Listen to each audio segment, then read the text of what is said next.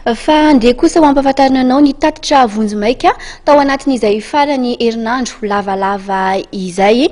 Andeha ho arahantsika indrindra moa izay hoe nanahoana ny fetin'ny Pasika teny anivon'ireo hôpitaly na ny zava-nisy ihany koa teny anivon'ny fiarahamonina maro samihafa. Tatitra fohy mahakasika an'izay ary.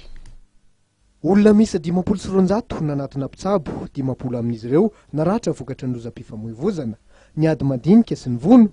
13 kosa nahiditra ao amin'ny sampana Riamed ao amin'ny hôpitaly Agiera, 20 nahiditra ao amin'ny Vonjitaitra, olona 3 maty, 2 vokatry ny lozam-pifamoivoizana, 1 maty andrano teny Vontovorona.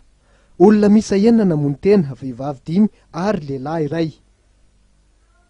Amin'ny ankabeny dia fahadisom-panantenana vokatry ny fitiavana ny fototr'izany araky ny fanazavana no menanay. Ireo ny taremarika vonjomaika no menanay tao anatin'izay 3 andro nakalazaina ny fetin'ny Pasika zay. Mikasika ny mpamonjy vona kosa na ny pompier dia nanatanteraka evasanina na fivoahana misa 4 izy ireo. Ady madinika sy fisina maratra ary maty andrano teny Vontovorona ireo ny tranga ny raisin'ny mpamonjy vona an-tanana.